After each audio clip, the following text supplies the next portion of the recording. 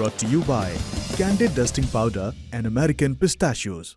Candid dusting powder redness, irritation, sweat rash और fungal infection जैसे 4 skin problems का एक एक्सपर्ट सॉल्यूशन। अब रहो अनस्टॉपेबल कैंडिड डस्टिंग पाउडर के साथ।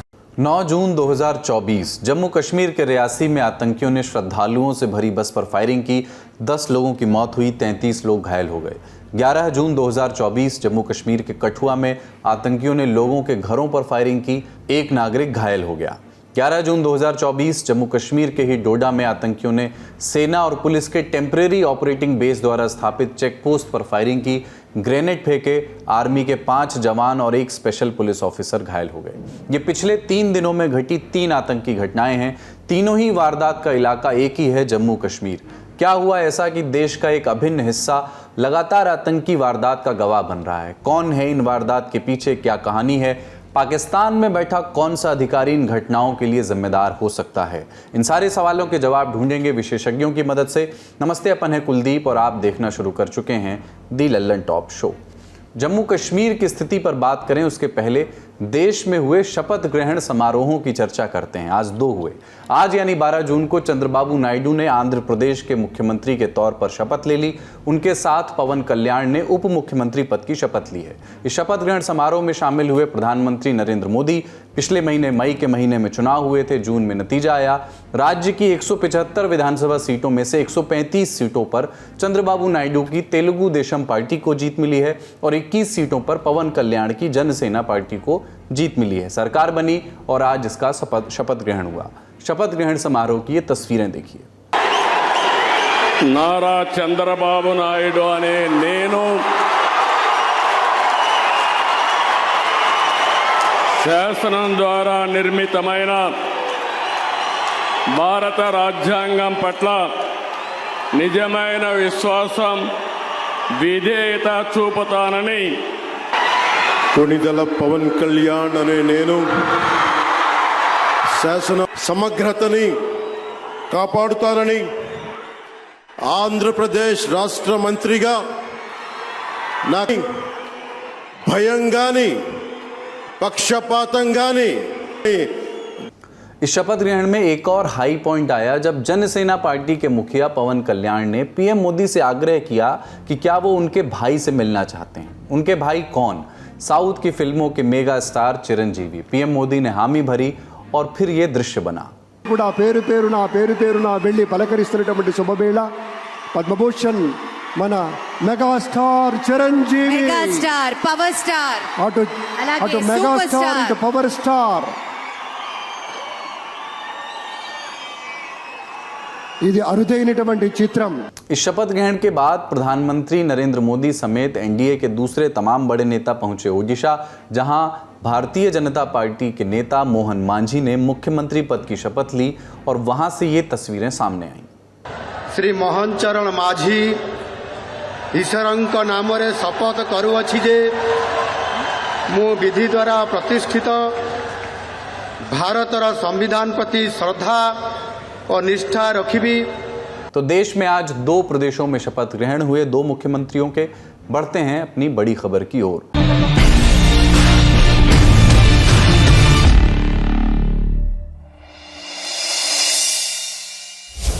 हमने आज के बुलेटिन की शुरुआत में 3 घटनाओं का जिक्र किया था। 3 दिन में 3 आतंकी हमले जम्मू कश्मीर में हुए। अब हम इसको थोड़ा सा रिफाइन करके कहें तो ये अटैक जम्मू कश्मीर के जम्मू डिवीजन में हुए हैं, घाटी वाले कश्मीर में नहीं।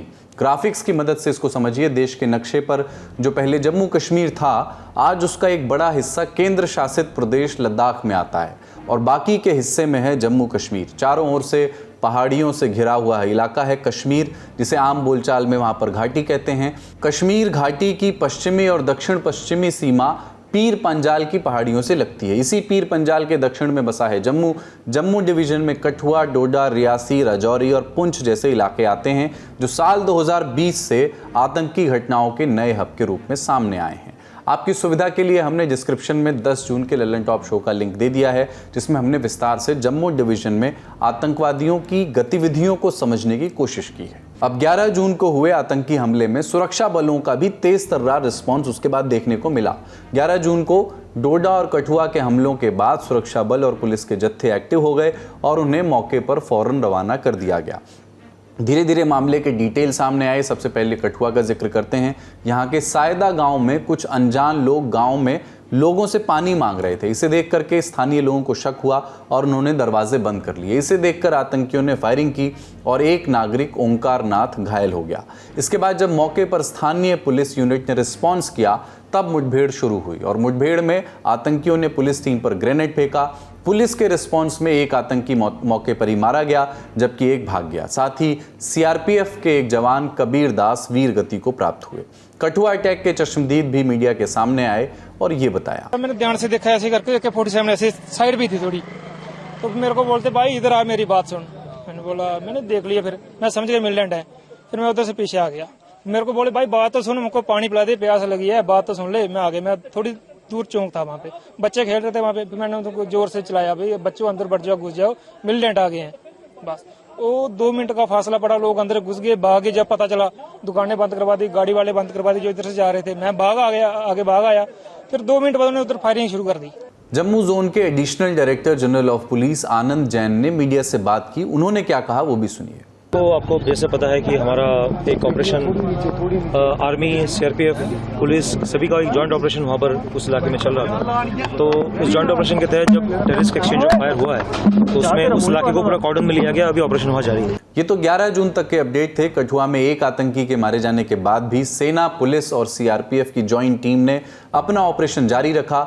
Door to door search operation किया गया और 12 जून की दोपहर में वो भागा हुआ आतंकी भी मार गिराया गया।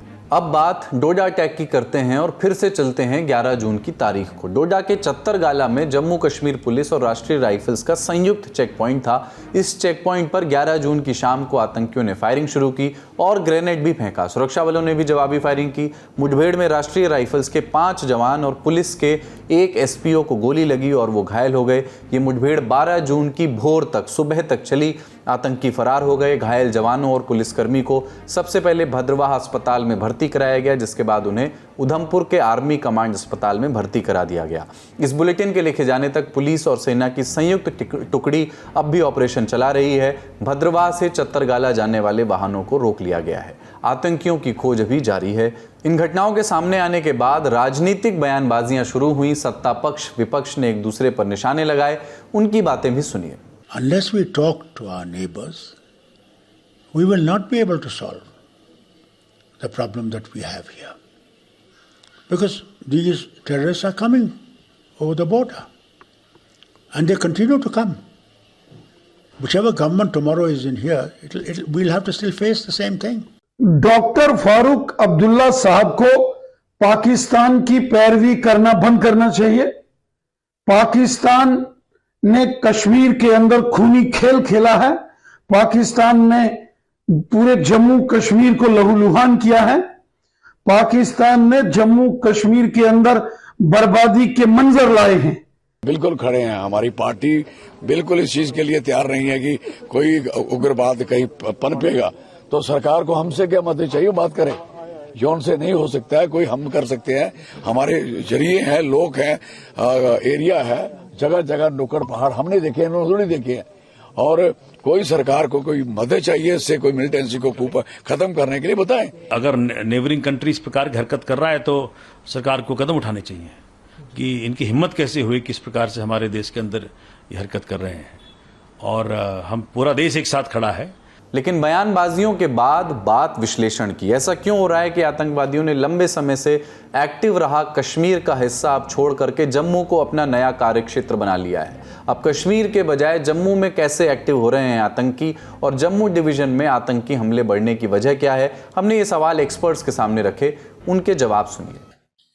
देखिए, कश्मीर के अंदर पिछले कुछ 15 सालों से कंसंट्रेशन फोकस जो है भारत की फौज का, भारत का लगा हुआ है और उसके वजह से जम्मू क्षेत्र से पीर पंजाल के दक्षिण से ये एरिया जो है, वो इलाका जो है वो ड्राई आउट हो गया था। टेररिज्म तकरीबन ड्राई आउट हो गया था।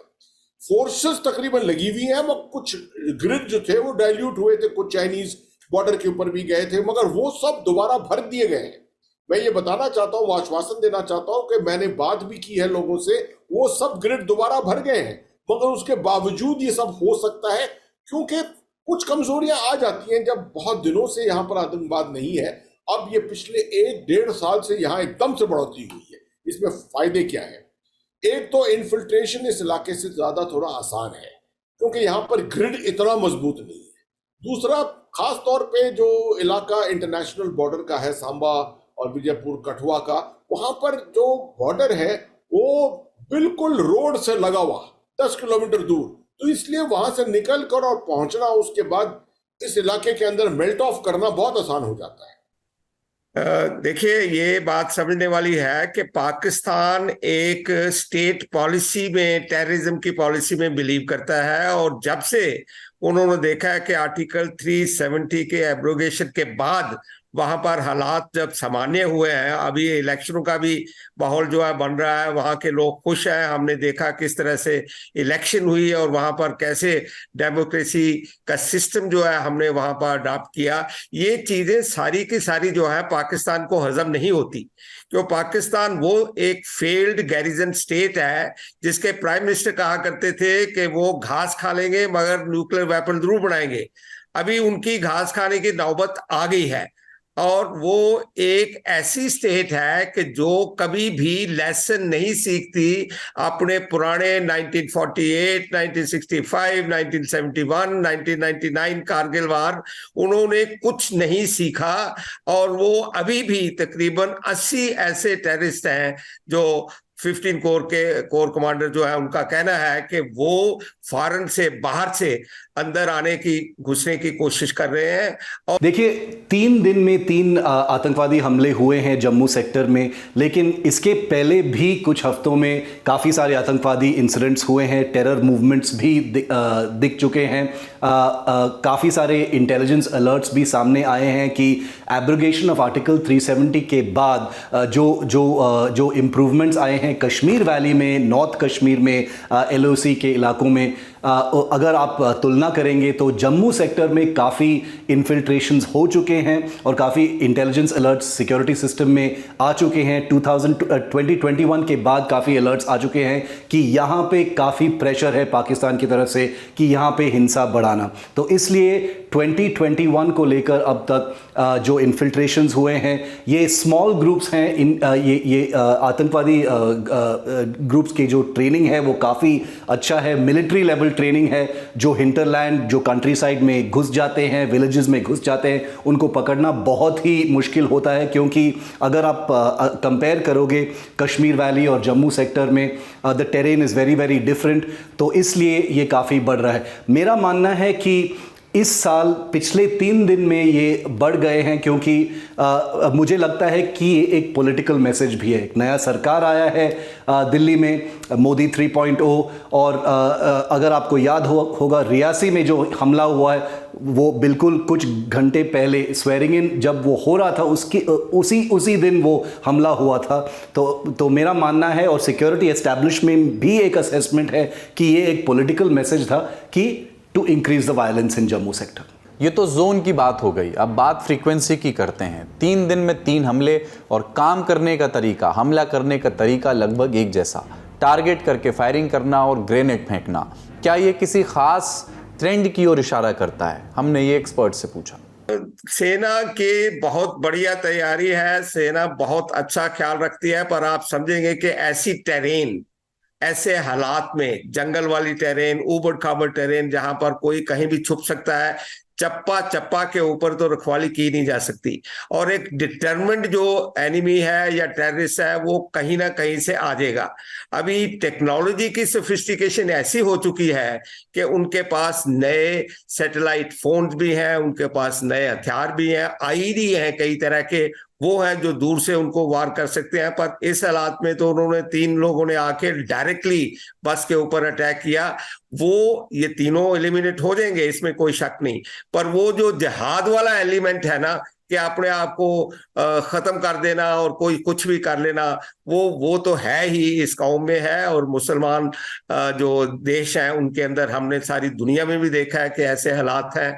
तो पाकिस्तान को ही सबक सीखना पड़ेगा कि वो इसमें से लेसन लें कि इस तरह के हालात करके वो पाकिस्तान जो है अपना नुकसान ज्यादा कर रहा है भारत के बजाय। देखिए, उस पार भी बैठकर वो पढ़ रहे हैं और वो देख रहे हैं कि किस तरह के ऑपरेशंस में उनको सक्सेस मिल रही है, काबिलियत मिल रही है उनको। और देखा जा रहा है कि इस तरह के जो स्ट्राइक ऑपरेशंस है, स्ट्राइक एंड डिनाई, मतलब उसके बाद डिनाई करते हैं या फिर कबूल भी करते हैं काफी हद तक, कभी मीडिया के अंदर अपनी वो शान बढ़ाने के लिए। तो स्ट्राइक ऑपरेशंस जंगल के आसपास टूटे फूटे इलाकों के अंदर ऐसी जगहों पर, उससे उनको फायदे ज्यादा होते हैं, कैजुअल्टी ज्यादा कॉज करते हैं। अगर पॉपुलेशन एरियाज अगर जम्मू एंड कश्मीर अगर कश्मीर के अंदर जाकर करने लगे इस तरीके से, तो एक तो पॉपुलेशन मुस्लिम पॉपुलेशन है, तो वो मंजूर नहीं होगा पाकिस्तान के अंदर, उनके अपने मास्टर्स को मंजूर नहीं होगा। यहां पर वो जाकर एक हिंदू पिलग्रिम्स को और रियासी के आसपास कटरा जाने वाली ट्रैफिक जो है उसके ऊपर करें, तो वो समझते हैं कि इसका फायदा है। तो इस तरह और पीर पंजाल की पहाड़ियां पास में ही है, उसके अंदर बेल्ट ऑफ कर सकते हैं। दूसरी बात एक बहुत अहमियत की है कि क्योंकि कश्मीर में इतना कंट्रोल किया है फाइनेंसेस को, मीडिया को, ओवरग्राउंड वर्कर्स को, सबको, ये नेटवर्क्स को न्यूट्रलाइज किया है, जिसकी वजह से जो पहले गांव में और कस्बों में जो हाइड आउट होते थे वो डिसअपियर हो गए, अब नहीं है, वहां पर बहुत कम हो गए। तो उनके अंदर रहने के लिए उनको जगह नहीं है, और अगर इतने कम हो गए हैं तो उनको एक हाइड आउट के अंदर 3, 4, 7 दिन रहना पड़ता है। जैसे टेररिस्ट 4 दिन से ज्यादा रहेगा उसकी खबर फैल जाएगी, तो वो वहां पर ऑपरेशन करना नहीं चाहते। तो उनके लिए ऑपरेशन हाइड आउट्स, जंगल के इलाके में, रॉकी इलाके में, ऐसे इलाकों में हाइड आउट्स बनाकर वहां से फायदा मिलता है। ये तो आतंकवादी हो गए। आतंकवादियों के पीछे अमूमन आतंकी संगठन होते हैं। जैसे 9 जून को रियासी हमले की जिम्मेदारी द रेजिस्टेंस फ्रंट TRF नाम के आतंकी संगठन ने ली थी। TRF पाकिस्तान में मौजूद लश्कर तैयबा का ही एक आर्म है। खबरों के मुताबिक अटैक के बाद TRF ने एक संदेश जारी किया और कहा कि भविष्य में वो ऐसे और हमले करेगा। और 11 जून को डोडा में हुए हमले की बात करें तो उसकी जिम्मेदारी पाकिस्तान में एक्टिव जैश-ए मोहम्मद के आर्म कश्मीर टाइगर्स ने ली है। ये आतंकी संगठनों की बात हुई और आपने देख ही लिया कि ये पाकिस्तान में एक्टिव हैं। तो ये सवाल लाजिम है कि क्या इन लोगों का पाकिस्तान में भी कोई सरगना है, कोई इनका भी बॉस है जो इन आतंकी लड़कों की ट्रेनिंग और इंडिया में घुसपैठ में मदद कर रहा है, खासतौर से ताज़ा हालात में हथियार दे रहा है क्या उनको। ऐसे में हम पाकिस्तान के सबसे बड़े सैन्य अधिकारी का नाम लेंगे जिन पर दबी जुबान में ही सही लेकिन इल्ज़ाम लगने लगे हैं। अधिकारी का नाम है जनरल आसिम मुनीर। पाकिस्तान के चीफ ऑफ आर्मी स्टाफ, साल 2022 में पाकिस्तान के सेना अध्यक्ष बने आसिम मुनीर। उसके पहले वो पाकिस्तानी आर्मी में कुछ पदों पर काबिज रहे थे। साथ ही पाकिस्तान की खुफिया एजेंसी इंटर सर्विस इंटेलिजेंस यानी ISI के डायरेक्टर जनरल और पाकिस्तान की मिलिट्री इंटेलिजेंस में भी डायरेक्टर जनरल वो रह चुके हैं। आसिम मुनीर की एंटी इंडिया पॉलिसी किस हद तक घातक रही है, इसका अंदाज आगे आप आने वाले तथ्यों से लगाइए। फरवरी 2019 जम्मू कश्मीर के पुलवामा में CRPF जवानों के कॉन्वॉय पर सुसाइड बॉम्बर ने हमला किया जिसमें हमलावर की मौत हुई और CRPF के 40 जवान शहीद हुए। इसे ही पुलवामा हमला कहा गया। इस पुलवामा हमले के बाद भारत ने 26 फरवरी 2019 को पाकिस्तान की अंतर्राष्ट्रीय सीमा के भीतर मौजूद बालाकोट में एरियल स्ट्राइक की।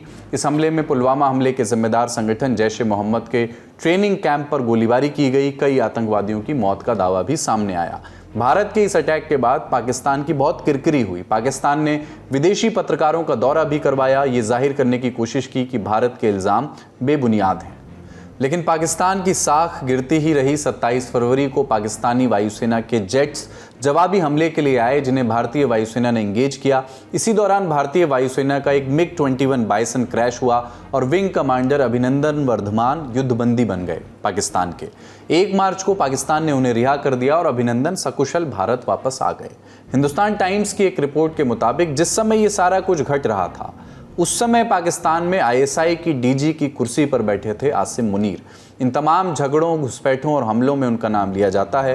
कहा जाता है कि आसिम मुनीर की अध्यक्षता वाली कमेटी ने ही सेनाओं को यह सुझाव दिया था कि बालाकोट का बदला इंडिया पर हमला करके लिया जाए। 22 मार्च 2019 को भारत और पाकिस्तान ने शांति समझौता कर लिया और कुछ ही महीनों बाद यानी जुलाई 2019 में मुनीर को ISI DG की कुर्सी से तत्कालीन पाकिस्तान के प्रधानमंत्री इमरान खान ने हटा दिया। उस दौरान इमरान और आसिम मुनीर में बहुत खटपट भी हुई थी। इमरान के चलते पाकिस्तान में सेना की बहुत किरकिरी हुई, लेकिन मुनीर का संगठन उनके साथ खड़ा रहा। कालांतर में योग कुछ ऐसा बना कि रिटायरमेंट से 3 दिन पहले आसिम मुनीर सेनाध्यक्ष हो गए पाकिस्तान के और इमरान खान पिक्चर से बाहर हो गए। ये वही समय था जब से पाकिस्तान की ओर से भारत के जम्मू वाले हिस्से में एक्टिव घुसपैठ शुरू हुई। घुसपैठ पहले भी होती थी, लेकिन टेक्निक में बदलाव और घुसपैठ की संख्या में बढ़त आसिफ मुनीर के गद्दी संभालने के बाद शुरू हुई। आसिफ मुनीर के रोल के बारे में हमने एक्सपर्ट से भी पूछा जो इस विषय को फॉलो करते हैं।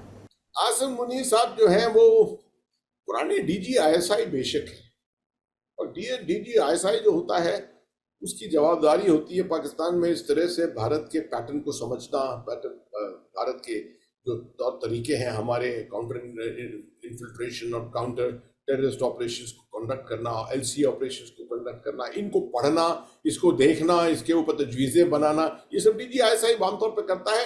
हालांकि असली काम तो DGMO का होता है, मगर DGISI का भी है इसके अंदर एक बहुत बड़ा हाथ होता है। तो शायद उस वो तजुर्बा उनके काम आ रहा है, मगर मैं नहीं समझता हूं कि आसिम मुनीर साहब के पास कोई खास काबिलियत ऐसी है।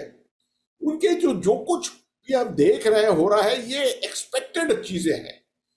ये कोई भी कमांडर पाकिस्तान का शायद इसको यही तरीके अपनाएगा। बात ये है सिर्फ कि कब और कहां, ठीक है। इस पूरे नैरेटिव्स में, तजवीजों में देखा जाता है कि टाइमिंग क्या है और जगह क्या है। देखिए, ऐसा कोई पाकिस्तानी सेना अध्यक्ष नहीं है हिस्ट्री में जिसका पॉलिसी हार्ड लाइन नहीं है। तो जनरल आसिफ मुनीर का भी पॉलिसी बिल्कुल हार्ड लाइन है और उनका सेना का 100% हाथ है जो जम्मू में हो रहा है, उन्हीं का हाथ है, ISI का ही है, क्योंकि ये जो आतंकवादी संगठन जो इन्फिल्ट्रेट करते हैं और हमला करते हैं इनोसेंट्स पर इन जम्मू और इन द कश्मीर वैली, वो सारे पाकिस्तान फंडेड ही हैं, ISI फंडेड ही हैं। तो इसका कोई डाउट है ही नहीं। 2 कारण हैं इस हार्डलाइन पॉलिसी का। एक, जो पॉलिटिकल सिचुएशन जो है जम्मू एंड कश्मीर में, जो एब्रिगेशन ऑफ आर्टिकल 370 के बाद जो सारे जो इंडिकेटर्स हैं, जो शांति है, जो कमर्शियल एक्टिविटी है, वो पाकिस्तान को एक बैड लाइट में दिखाता है, क्योंकि पाकिस्तान हमेशा बोलता है कि कश्मीर को आज़ाद करो, Kashmir should be independent etcetera, Kashmir is a part of India. और इंडिया ने दिखाया है कि अगर आप ये स्पेशल स्टेटस रिमूव करते हो, एक्चुअल नॉर्मलाइजेशन हो सकता है। दूसरा कारण है डोमेस्टिक पॉलिसी, जो डोमेस्टिक सिचुएशन है पाकिस्तान में, जो एक फेल्ड स्टेट बन गया है पाकिस्तान। उनका इकोनॉमी, उनका डोमेस्टिक पॉलिटिक्स, उनका सारे जो इंडिकेटर्स है पाकिस्तान में अभी इमरान खान को लेकर या शहबाज शरीफ को लेकर, सारे जो इंडिकेटर्स हैं पॉलिटिकली, कमर्शियली, पाकिस्तान में अगर आप देखोगे अफगानिस्तान बॉर्डर में, वो एक डिजास्टरस सिचुएशन है पाकिस्तानी के लिए। इतिहास में पाकिस्तान ऐसे एक नेगेटिव सिचुएशन में कभी नहीं आया है। तो इसलिए पाकिस्तान की सेना पर भी और जनरल आसिफ मुनीर पर भी काफ़ी दबाव है to take it out in some way on India, क्योंकि अगर ये हमला होते हैं तो it's almost like a KRA for the Pakistan army. और जब इतनी बड़ी संख्या में घुसपैठ हो रही है तो जम्मू कश्मीर की वो कौन सी जगह हैं वो जहां से इतनी भारी संख्या में आतंकवादी भारत घुस करके आ रहे हैं? जानकारों का इस पर भी जवाब सुनिए। ये तो गलत होगा किसी की तरफ उंगली उठाना, क्योंकि इसमें तो एविडेंस नहीं होती है। जब इन्फिल्ट्रेशन होता है, हर यूनिट, हर फोर्स जो है वो डिनाई करेगी कि हमारे इलाके से हुआ है। मगर अगर सब फौजों को हटा दीजिए आप और जमीन का पैटर्न देखिए, तो जमीन के पैटर्न से मैं समझता हूं कि सबसे ज्यादा सहूलियत वाला इलाका जो है वो जम्मू के साउथ में, या जम्मू से पीछे का इलाका जो है, ये सांबा, विजयपुर और कठुआ का इलाका है, क्योंकि यहाँ पर डिप्लॉयमेंट तकरीबन एक लेयर का डिप्लॉयमेंट है और सड़क बहुत नजदीक है, और ये ऐसा प्लेन्स का इलाका है, टूटी फूटी जमीनें नहीं है यहाँ पर, जंगलात नहीं है यहाँ पर। तो ये यहाँ से टनल बनाना आसान है और निकल के आना रात भर। आप समझिए कि अगर 11 बजे इन्फिल्ट्रेशन हो तो तकरीबन 3, साढ़े 3 बजे कोई भी घुसपैठी जो है वो सड़क पर पहुंच जाता है, और सड़क पर पहुंचकर हाईजैक करना जो है गाड़ी को मुश्किल नहीं होता। तो उसका जो बीट है वो 30, 40, 50 किलोमीटर हो जाता है। तो ये इसकी वजह से कुछ वहां थोड़ी आसानी होती है। दूसरा जो ये मेंधर, पुंछ तो नहीं इतना, बट मेंधर और इस तरफ रजौरी का इलाका जो है, यहां से अगर इन्फिल्ट्रेशन होता है तो फासला जो है पीर पंजाल के लिए वो कम है। और चांसेस जो होते हैं टेररिस्ट को एनकाउंटर होने के उस फासले के अंदर उतने ज्यादा कम हो जाते हैं। यही बनिस्बत अगर आप वैली के अंदर देखिए, कश्मीर के अंदर देखिए, तो अगर उसने इन्फिल्ट्रेशन किया है तंगधार से या उड़ी से या गुरेज से, तो पहुंचना, श्रीनगर पहुंचना, बारामूला पहुंचना, सोपोर पहुंचना बड़ा मुश्किल हो जाता है। ये तकरीबन 100 किलोमीटर, ज्यादातर 100 से ज्यादा किलोमीटर आगे आपको अंदर आना पड़ेगा। तो उम्मीद है कि जम्मू कश्मीर में और जम्मू में सुरक्षा जल्द ही लौटेगी और आतंकवादी घुसपैठ और उनके हैंडलर्स का जल्द से जल्द इलाज निकलेगा। ये थी आज की बड़ी खबर। अब बढ़ते हैं सुर्खियों की ओर। पहली सुर्खी कुवैत से। कुवैत के मंगफ शहर में बुधवार 12 जून की सुबह एक बिल्डिंग में भीषण आग लग गई। इस दुर्घटना में कम से कम 41 लोगों की मौत हो गई है। बताया गया है कि मृतकों में कई भारतीय भी शामिल हैं। न्यूज़ एजेंसी रॉयटर्स की रिपोर्ट के मुताबिक कुवैत के उप प्रधानमंत्री शेख फहाद यूसुफ सऊद अल सबाह ने हादसे की जानकारी दी है। बताया जा रहा है कि इस बिल्डिंग में कई कामगार रहते हैं। वहीं कुवैत स्थित भारतीय दूतावास की ओर से भी जानकारी दी गई है कि इस हादसे में 30 से ज़्यादा भारतीय लोग भी घायल हुए हैं, जिनका अलग अलग अस्पतालों में इलाज जारी है। कुवैती अधिकारियों के मुताबिक आग पर काबू अब पा लिया गया है और आग लगने के कारण की जांच की जा रही है। कुवैत के उप प्रधानमंत्री ने इस दुर्घटना के लिए रियल एस्टेट मालिकों को जिम्मेदार ठहराया है। कुवैत में स्थित भारतीय दूतावास की ओर से ट्वीट किया गया है कि राजदूत आदर्श स्वाइका ने अल अदन हॉस्पिटल का दौरा किया, जहां आज की आग की घटना में घायल हुए 30 से अधिक भारतीय श्रमिकों को भर्ती कराया गया है। उन्होंने कई रोगियों से मुलाकात की और उन्हें दूतावास की ओर से पूरी सहायता का भरोसा दिया। अस्पताल के अधिकारियों ने बताया है कि लगभग सभी घायलों की हालत स्थिर है। दूसरी सुर्खी है इटली से। खालिस्तान समर्थकों ने इटली में महात्मा गांधी की प्रतिमा को क्षतिग्रस्त कर दिया है। ये पूरा घटनाक्रम तब हुआ है जब प्रधानमंत्री नरेंद्र मोदी G7 शिखर सम्मेलन में शामिल होने के लिए 13 जून को इटली रवाना होने वाले हैं। प्रतिमा को क्षतिग्रस्त करने के साथ साथ खालिस्तान समर्थकों ने कुछ संदेश भी लिखे हैं। इनमें मारे जा चुके खालिस्तानी आतंकवादी हरदीप सिंह निज्जर का जिक्र भी है। इस पूरे घटनाक्रम की कुछ तस्वीरें सामने आई हैं। इनमें दिखाई दे रहा है कि खालिस्तान समर्थकों ने कुछ नारे लिखे हुए हैं वहां पर। इंडिया टुडे से जुड़ी गीता मोहन की रिपोर्ट के मुताबिक ये नारे इटालियन में लिखे गए हैं। इधर भारतीय विदेश मंत्रालय ने इस पूरे मामले पर प्रतिक्रिया दी है। विदेश सचिव ने कहा है कि भारत ने इटली में महात्मा गांधी की प्रतिमा को नुकसान पहुंचाए जाने का मामला उठाया है। उन्होंने बताया है कि प्रतिमा को ठीक कर दिया गया है। ये भी कहा है कि इस पूरे मामले के संबंध में इटली के अधिकारियों से बातचीत की गई है और जरूरी कार्रवाई की गई है। तो ये थी सुर्खियां आज की और ये था आज का लल्लन टॉप शो। अपना और अपनों का ख्याल रखिए, देखते रहिए दी लल्लन टॉप। शुक्रिया, शुभ रात्रि।